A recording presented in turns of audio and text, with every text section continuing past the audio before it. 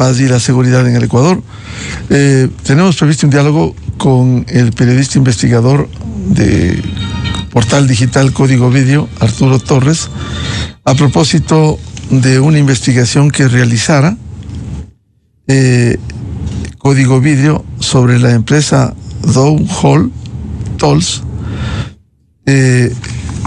precisamente sobre negocios que ha tenido el actual candidato vicepresidencial por la Revolución Ciudadana, y que da cuenta que esta empresa informó en un comunicado que Petroecuador pagó $5.2 millones al fideicomiso Fidunegocios, administrado por la firma Gesticon, que pertenece al candidato vicepresidencial del correísmo, quien ha negado haberse beneficiado de fondos de Petroecuador, asegurando que fue subcontratado por Dow Hall para la provisión de servicios de taladros. Primera conclusión, admite que está vinculado a estos contratos. Es decir, él ha tenido negocios con Petroecuador a través de la empresa Dow Hall. Pero Dow Hall aclara al candidato vicepresidencial, según Código Video. Asegura que se convirtió en su socio no en calidad de subcontratista meses después de la firma del contrato con Petroecuador por $10 millones en marzo del 2022 para servicios de reacondicionamiento de pozos con torres de workover para campos petroleros en la región amazónica. En ese contrato tampoco se contempla la intermediación de pagos a ningún fideicomiso, ni se hace ninguna referencia al candidato vicepresidencial, según verificó Código Video en los documentos del contrato que rigió desde junio de ese año. Durante la ejecución del contrato, según la empresa Dow Hall, los equipos con los que licitamos, dice la empresa, sufrieron daños que ponían en riesgo la operación segura del proyecto tanto para el personal como para el resto de la maquinaria. Ante esta situación, nos vimos en la necesidad de buscar un inversionista que contara con los recursos para continuar nuestras operaciones con normalidad y que el proyecto no se viera afectado, dice la empresa. En ese contexto, agrega, el candidato vicepresidencial se ofreció como intermediario para solventar el problema mediante un acuerdo legal de negocios entre privados. Admite el candidato vicepresidencial esta vinculación a los negocios. En el acuerdo se estableció que los pagos se realizarían a través del fideicomiso Fidunegocios. Sin embargo, aunque Petroecuador desembolsó $5.2 millones al fideicomiso desde abril del 2023, dicho fideicomiso no ha reportado la distribución de flujos de manera transparente ni ha develado las liquidaciones con las que realizan las distribuciones, dando como resultado en nuestros registros, según la empresa, lo pone entre comillas, aproximadamente $2.5 millones pendientes de justificar, donde constan valores no liquidados por trabajos anteriores al objeto de creación del fideicomiso. Cierra comillas. Este instrumento fiduciario es administrado por Borja a través de su empresa Gesticon, donde tiene una participación mayoritaria producto de los flujos económicos del contrato con Petroecuador, que hace 2 semanas declaró la terminación unilateral del contrato. Dow Hall Tolls, la empresa que hace esta obra, no controla el fideicomiso, que es independiente, y el único interlocutor es la empresa Gesticon o la empresa que designe, ya que asumió la responsabilidad de administrar los recursos recibidos por dicho contrato con Petroecuador, destaca el comunicado de la empresa. Precisamente está en la línea para el diálogo Arturo Torres, del portal digital Código Video. Bueno, ¿qué significado tiene de esta investigación? ¿Está o no involucrado, porque primero se trató de sacar el cuerpo, segundo, después de hacer artimañas para decir que hubo una empresa que directamente no fue contratado con Petroecuador, pero al final de cuentas la empresa Dow Hall Tools da los datos concretos sobre este tema. Arturo, muy buen día. Buen día, Miguel, gracias por la invitación. A mí lo que me llama inicialmente la atención, Miguel, es cómo de parte del candidato a la vicepresidencia,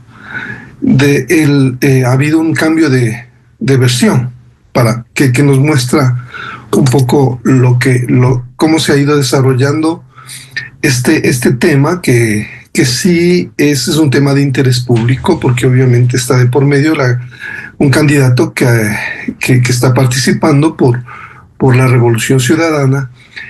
E inicialmente, cuando Petroecuador decide declarar la terminación unilateral del contrato, el candidato Borja lo que menciona y asegura es que él no tiene ninguna contratación directa con el Estado, con Petroecuador.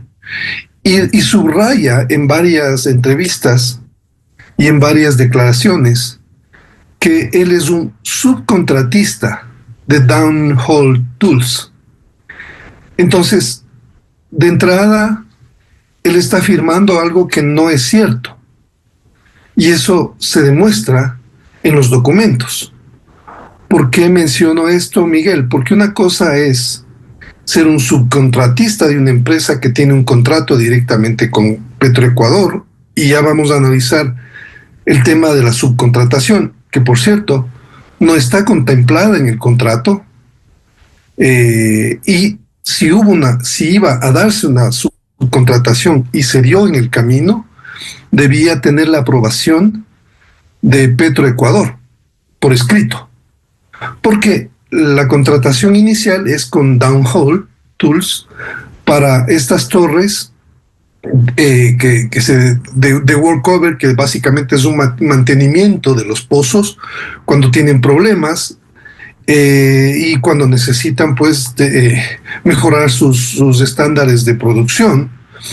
Y en este caso lo que ocurrió, y vuelvo al tema, cuando se decide unilateralmente dar por terminado el contrato de Petroecuador, porque hay causales establecidas en el contrato, empresas, el hecho de que no exista una notificación de que hay una empresa que entra a reemplazar y a dar los equipos que tenía que dar y proporcionar la empresa a la que se le adjudica el contrato.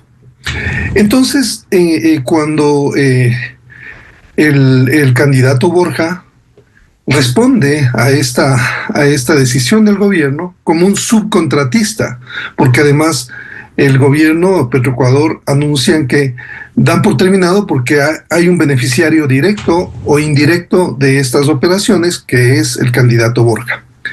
Y las declaraciones iniciales en todos los medios son que él menciona que es un subcontratista y que solamente da servicios a Dow Hall.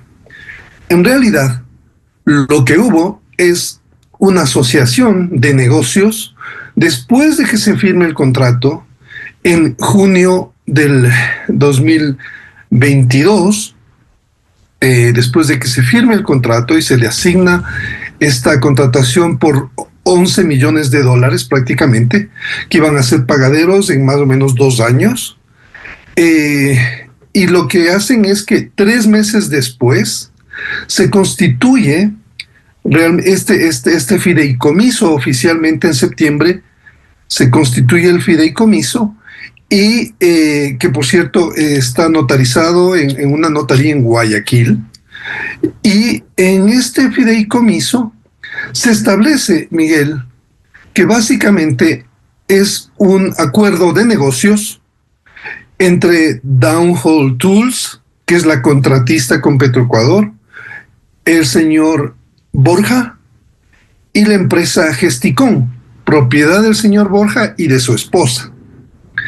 En este acuerdo de negocios, lo que ocurre es que ellos hablan de que el propósito de este fideicomiso, el propósito central del fideicomiso, es administrar los fondos provenientes del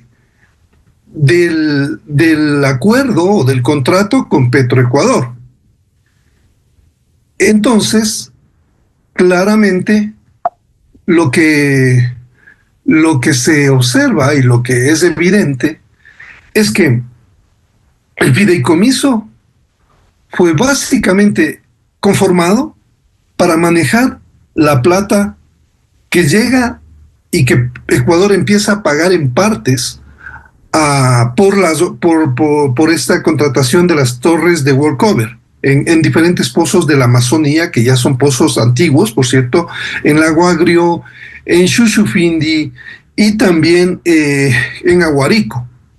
Entonces, esto es lo que primero llama la atención, y yo destaco, porque hay un contrato y un acuerdo de negocios que se firma sobre la marcha, y la misma empresa Danjol acaba de aclarar en comunicados que ellos apelan a esa figura de negocio, de un acuerdo financiero, porque el fideicomiso, hay que decirlo, es un instrumento financiero que lo que busca es agilitar, ¿no es cierto?, transacciones para no crear una compañía.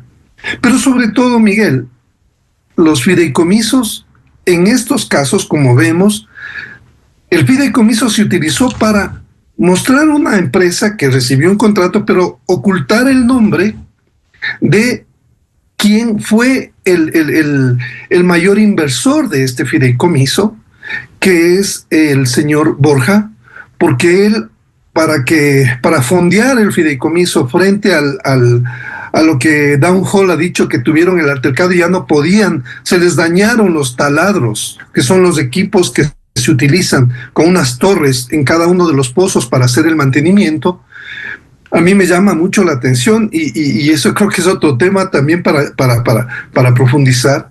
¿Cómo es que a los 3 meses de firmado el contrato, la empresa ya reporta daños? No sé si lo reportó, por cierto, a Petroecuador. Eso es lo que también hay que esclarecer, porque todas estas cosas están establecidas en el contrato. Es decir, si hay un acuerdo sobre la marcha para subsanar un problema en los equipos, en los repuestos, eso debía ser comunicado a Petroecuador y autorizado por Petroecuador para que entre un financista a reemplazar los equipos que se han dañado de la empresa que está proveyendo ese servicio. Entonces, todas estas acciones que toma Downhole Tools debían ser autorizadas por Petroecuador.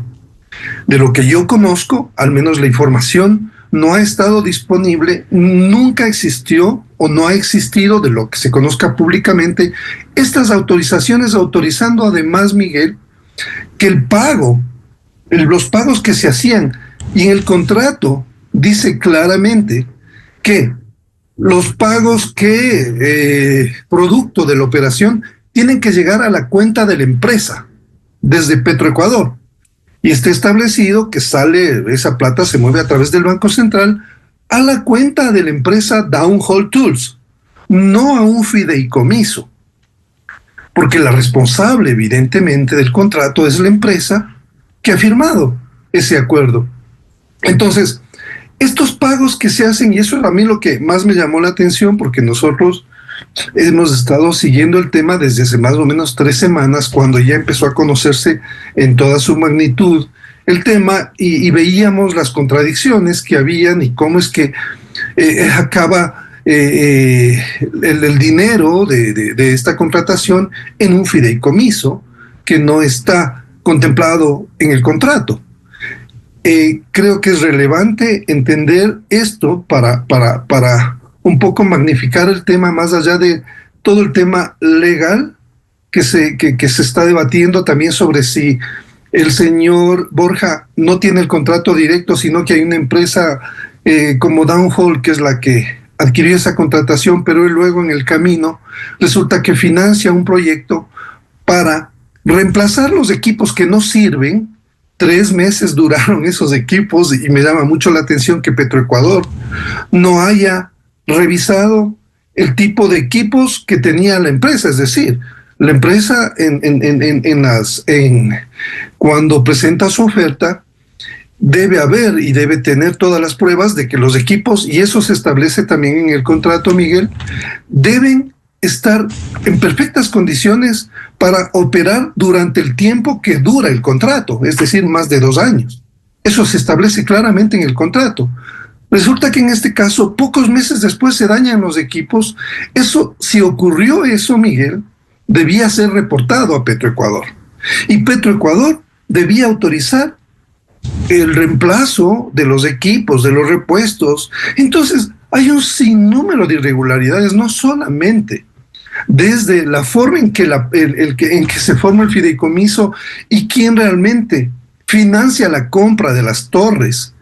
Es el señor Borja, a través de un préstamo con el Banco Amazonas por $1.500.000, que por cierto debería tener unas garantías de ese préstamo, ¿no es cierto?, que deberían equivaler a entre 4 y 5 millones de dólares que debe dar el señor Borja como garantía. Mi pregunta es, en este caso, ¿eso está declarado? ¿De dónde son unas garantías por 4 o 5 millones de dólares que suelen darse en este caso de préstamos? Creo que el Banco Amazonas también debe dar respuestas de cómo se hizo esa operación, porque lo que de nuevo destaco, el que financia toda esta operación a través del préstamo con el Banco Amazonas es el señor Borja, y él mismo compra las torres en China, ¿no es cierto? Él adquiere esas torres en China y yo no entiendo cómo en tan poco tiempo puede solventar una operación, porque imagínense, Miguel, lo que significa. Primero, ir a buscar unas torres sobre el camino, porque hay que subsanar, y esas torres deben contar con la operación o con la aprobación de Petroecuador, los estándares de calidad, para ver si es un equipo solvente. Eso debía de haberse establecido en el contrato, pero no, nada de esto se hizo, y eso es lo que más llama la atención, el sinnúmero de vacíos y que contradicen lo que dice el contrato. Entonces, yo entiendo que por eso se declara terminado unilateralmente el contrato, Miguel. ¿Se podría deslindar responsabilidades directa o indirectamente el candidato vicepresidencial, o hay evidencias? Porque él al comienzo negaba y luego tuvo que admitir su vinculación, aun cuando sea a través de ese fideicomiso.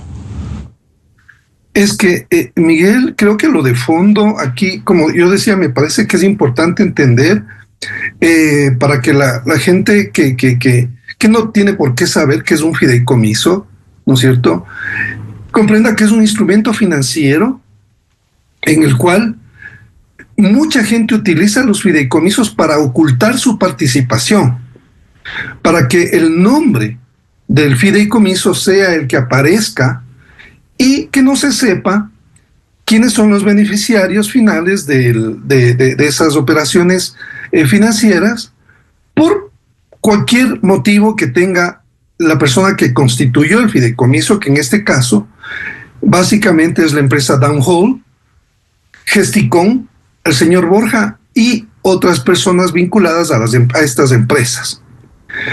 Entonces, la primera pregunta: ¿por qué el señor Borja no aparece, como él dice inicialmente en las declaraciones? Él menciona que es subcontratista. Esto debía aparecer claramente en el contrato, y eso debía ser autorizado por Petroecuador, aunque, como recalco, el contrato dice que no está prohibido una subcontratación. Entonces, por ese lado, creo que no tiene mucho sustento lo que menciona el candidato. Luego, tampoco en el contrato se menciona un acuerdo y la formación de un fideicomiso si es que ocurriera un daño de los equipos de la contratista. La contratista es la principal responsable, eso es cierto. Pero vemos que no entiendo cómo Petroecuador también decide aunque el contrato dice que tiene que pagarse a la empresa contratista a la cuenta, decide pagar al fideicomiso, a la cuenta del fideicomiso, en el cual quien administra el fideicomiso y quien tiene prelación, porque es el que financia toda esta operación sobre la marcha, es la empresa de Diego Borja. Y ahí también se establecen los porcentajes que van a recibir los que son parte de este fideicomiso, y durante todo el tiempo en que se les paguen los egresos, que son el monto total del contrato, que llega a ser de $11 millones, como decía, durante más de 2 años, pagos parciales, digamos, y cuando se decide dar por terminado el contrato, hasta hace un mes más o menos, ya se habían desembolsado $5,2 millones. Toda esa plata fue directamente al fideicomiso y no a la empresa contratista. Este es un dato que llama muchísimo la atención, porque el mecanismo no está previsto, al menos en los documentos que nosotros hemos revisado y hemos pedido también, y entendemos que Petroecuador ha estado analizando esto, pero no hay claridad sobre la responsabilidad de Petroecuador de no supervisar estas operaciones del contratista.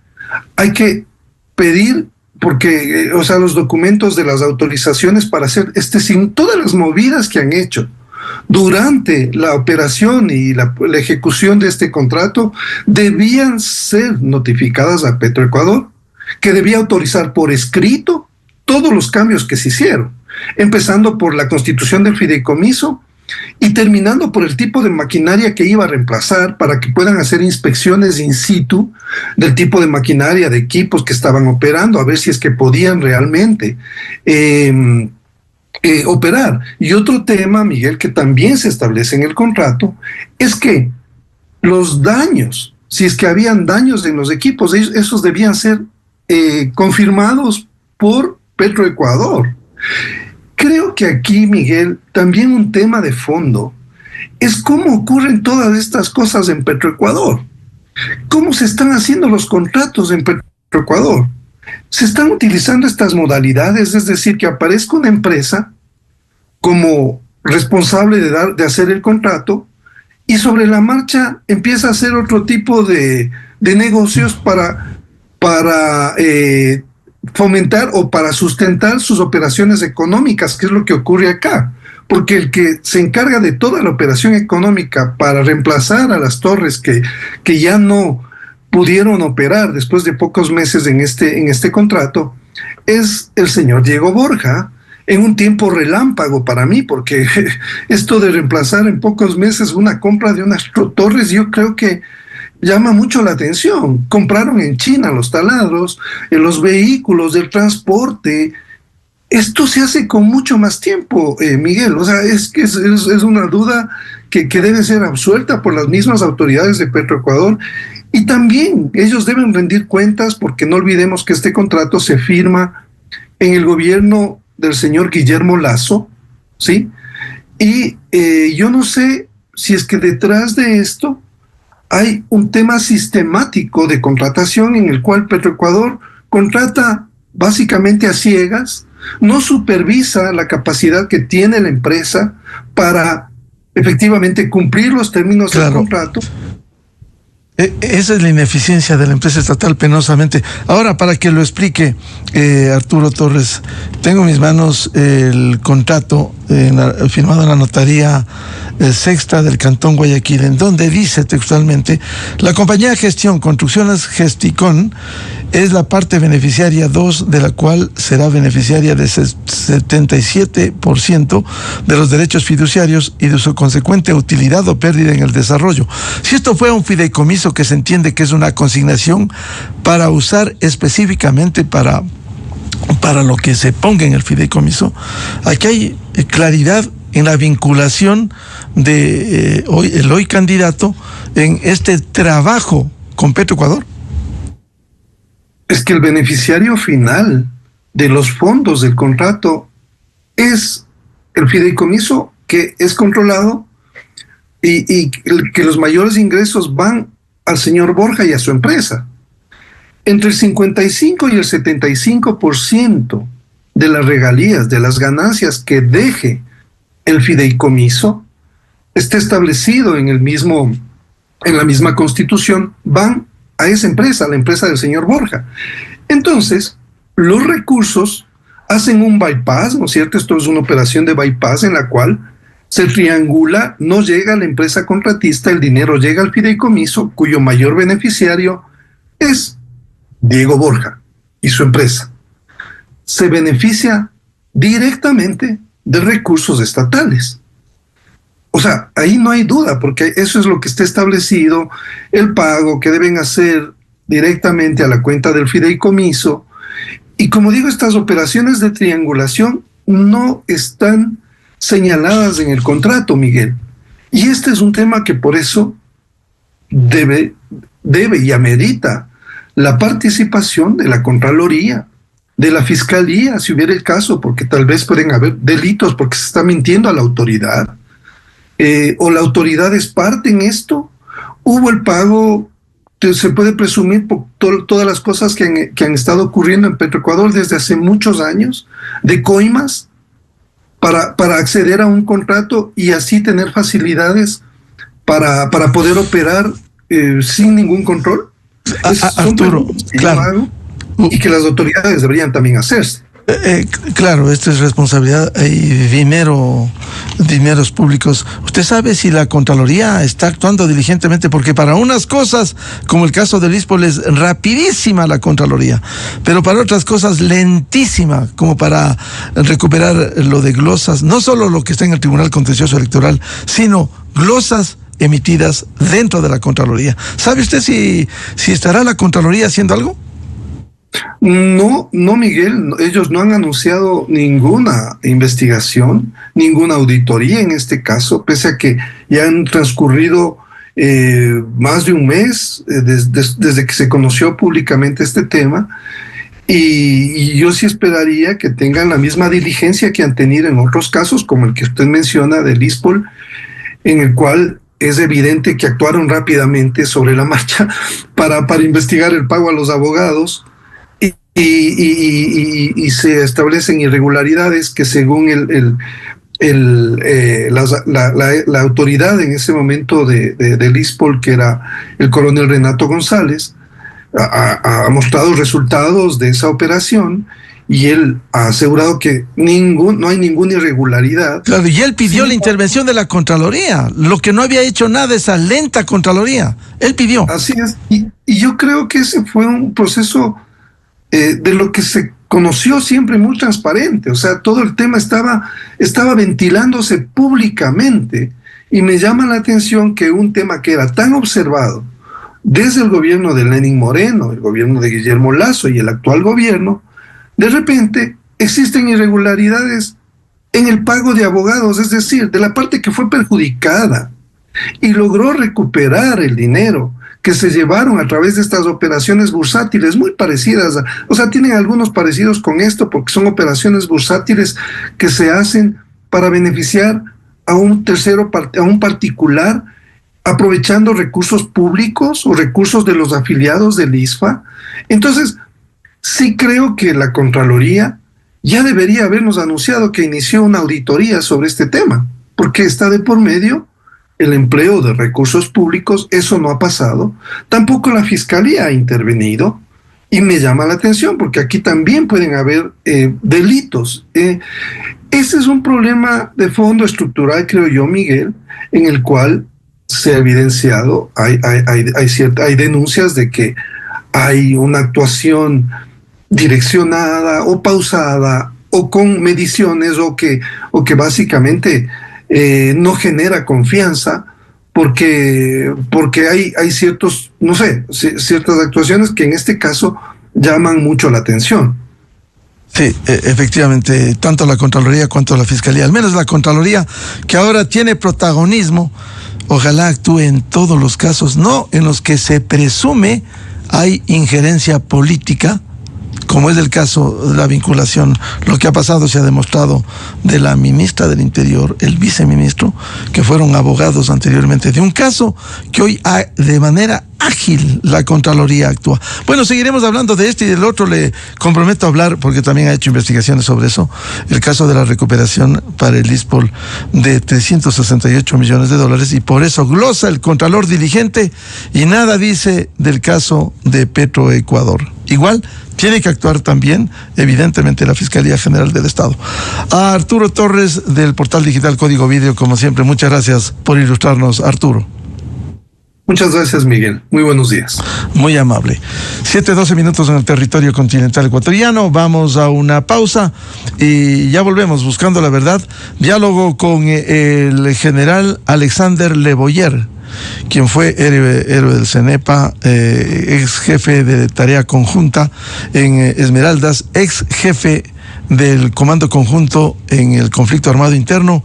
Hoy vamos a hablar del conflicto armado interno. Quiero empezar con el tema del CENEPA y las incidencias en el país. Desde 1984 con Gonzalo Rosero, la revista de opinión Democracia. Siempre líderes, siempre confiables. Enseguida regresa Miguel Rivadeneira a la búsqueda de la